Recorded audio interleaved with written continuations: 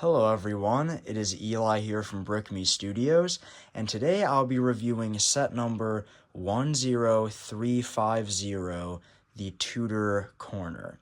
This set retails for $230 US and has a whopping 3,266 pieces and also 7 minifigures, or technically 8, but more on that later. So, without further ado, let's get into the in-depth review. To start off this review, I would like to start on the bottom level, on the old guarded in side of the building. So, as you can see, we just have the normal sidewalk for all the modular buildings that we've seen in the past, and there is some details here on the side, which I think definitely cool inclusion. I also really like the tile work done there. It definitely does break up the gray space and also some seating areas. And I do like the windows here. And also this old medieval door. Definitely great inclusion here. I think it goes with the whole vibe of this area. I like the overhang there. Also the railing up here up top. Not really on the first floor, I guess, but yeah, that looks really nice. And also the foliage going all around. And then, of course, the printed pieces. There's no stickers in this set, so all of these are printed. And then also the stairs going up to the next floor, which there is actually a cool inclusion inside of here. And I'll give you a close-up. So there's actually a bathroom in here that you can access just by opening up the stairway, and I think that was a great use of space in this set. Next, on the haberdashery side, we can see there is yet again another window and overhang and some more foliage going around with the fern elements and also leaf pieces, which I think look very nice. Definitely bring this set to life. You will see a lot of foliage throughout the entire set, and I do really like the details here on the haberdashery. I like the pillars. Definitely just breaks up the blue, but I do really like the blue color that is seen there. And then, of course, we have our lamp post. Now, making our way up to the outside of the second floor, we can see some nicely crafted windows. Those were very fun to put together. Then also a print on the clock. It is on either side, and I think that looks really cool. Really like the gold accents on that. And then over here to the right, where the haberdashery is, we can see 2 more windows, and I do really like these curved window elements. Definitely makes the windows pop out a little bit more. And yeah, overall, I really like all the windows. It definitely brings a lot more life to the set. Now to the third floor / roof. This might be my favorite part overall, at least favorite floor, but I'm not sure. All the floors are great, but I really like the details here. Just the way that you build these, just the building techniques to get the curves here. It's really cool, and it was really fun to put together, and I think the end result is beautiful. I also really like the curved roof and windows, and then over here with the haberdashery, we have a window and some microphone elements actually up there at top, and I think that looks really nice, a little bit more simple compared to the other side over here, but I think it still looks fantastic. The roof, although is somewhat plain, at least on just the top of it right here, but there are these chimneys that I think look great. It definitely helps add a little bit of detail, and I think they're really good where they are. And then also there is some doors up here where you can climb up a ladder inside to get up to the roof, which you will see later on. But now on to the inside. So we can actually remove all of the sections of the building, including the roof. And first, we're going to start off on the first floor, and there are definitely a lot of details to dive into on the first floor. First, I want to start with the guarded inside of the first floor, and we have a some more printed pieces. We have two on the walls, and also the clock build is another print, and also the typewriter. And here is the counter space. There's quite a bit of counter space and some seats, and also where the employees are at, and some details over here along the wall, and some more seating over here with a flower on the table. And I really like the tiling on the floor. I don't know, it gives like kind of like an old wooden floor vibe, which just really goes along with the theme that we have been seeing here, and overall just looks great.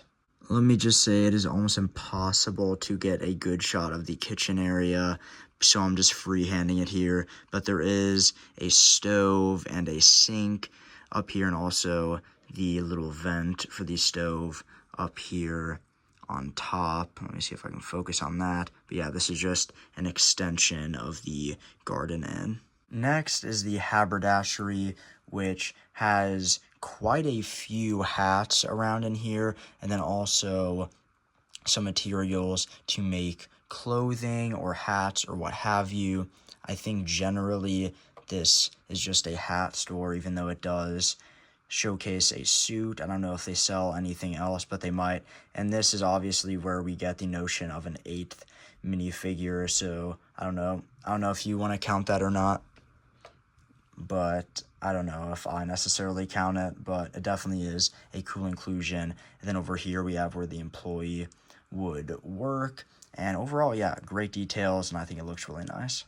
Next up is the clock shop up on the second floor, and you would enter into here over here on the door, which you access through the stairs that you saw on the side. And yeah, there are a lot of clocks here, all prints again, yeah, so that's great. And I think that the clocks all look really nice. I definitely am more of a sucker for the grandfather builds because they're just more cool and more intricate. But yeah, I really like all of the different designs that the Lego designer was able to get into this build.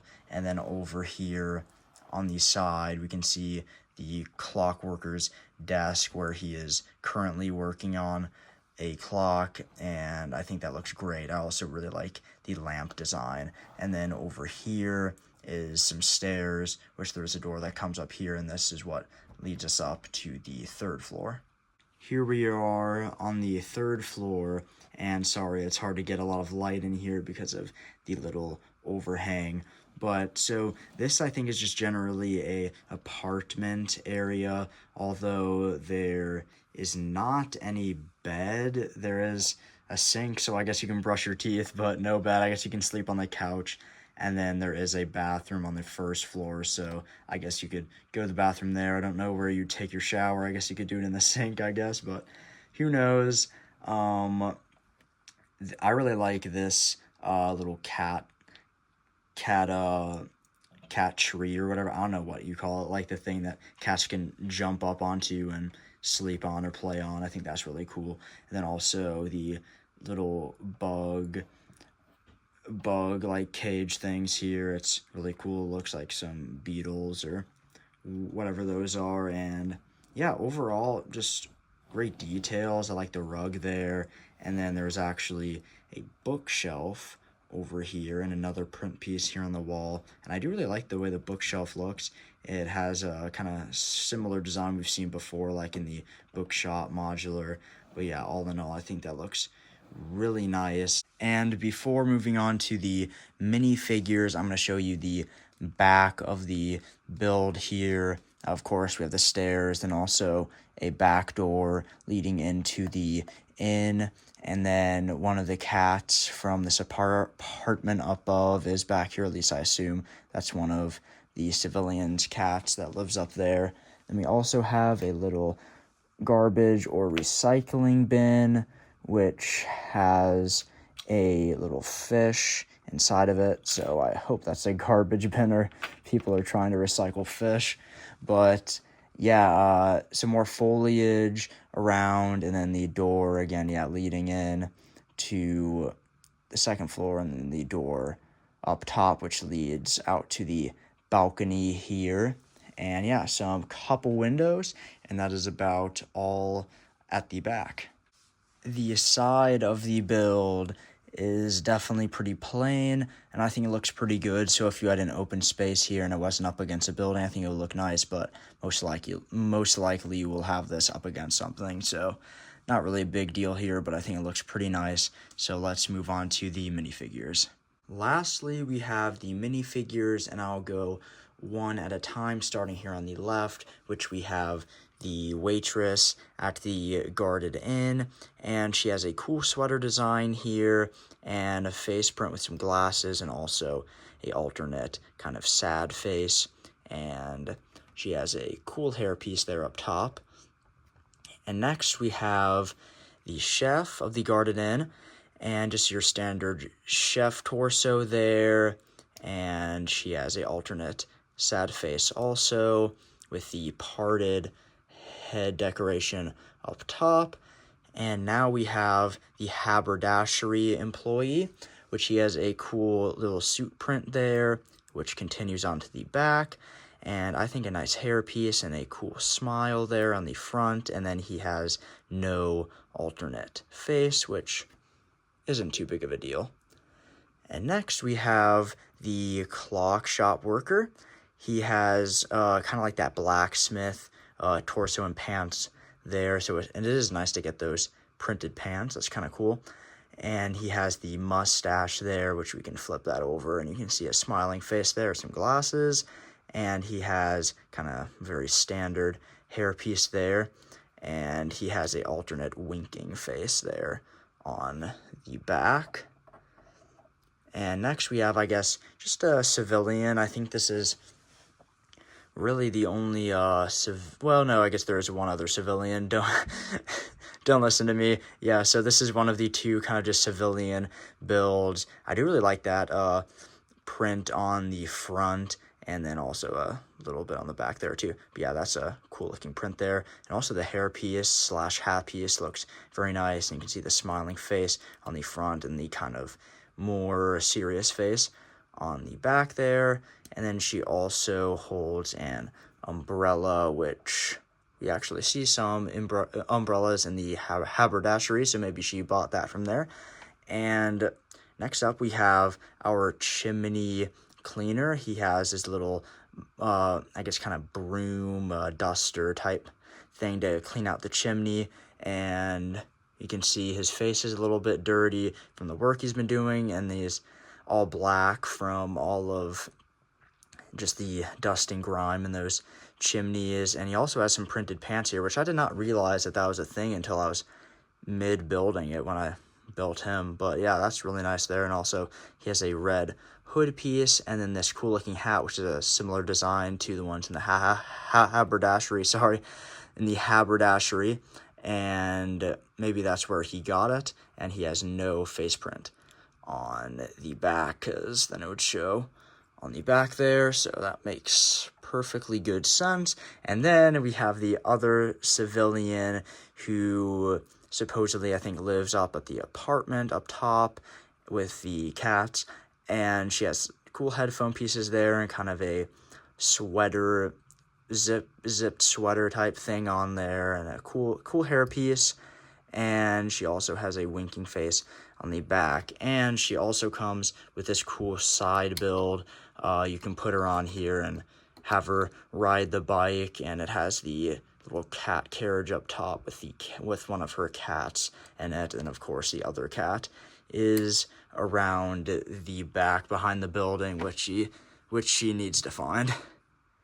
Well, guys, here we are. Final thoughts time. Here comes the big question. Is this the best modular that we have seen yet? And honestly, definitely from a build style perspective and just the different building techniques, I would definitely say this is far and away the most advanced and definitely most intricate build, just with the curves coming here on the Guarded Inn, which is just so amazing, and then the details here up top and the curved roof, and just the whole style is just very classy, very old times, just I don't know. It's just a great vibe that we see here, and I think it looks just fantastic. It is very pleasing with the eye. Definitely very different from most of the other modulars that we have had, but honestly,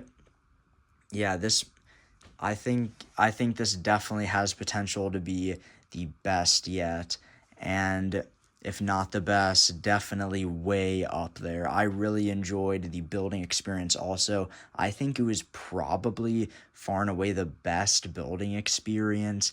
I don't know, the only one that I feel like comes close is Assembly Square. I feel like the building experience on that is also really good because you do get a lot of different rooms constantly, so you're never bored. But yeah, definitely never bored on this one. Just great design all the way through. I think, yeah, one of the best building experiences out of any Lego set I've ever had. So yeah, I don't know. I'm thinking that this could be the best modular we have seen yet, and I'm hoping that Lego continues to put out some great ones just like this. And I hope you guys really enjoy this review. I hope you guys will go out and get this set if you feel so inclined. And I hope this review helped you decide whether or not you would want to go out and buy this set. So I think that's all for this review. So don't forget to like and subscribe and hit the bell button so you can stay tuned on our newest stuff in the future. I'll see you guys in the next one.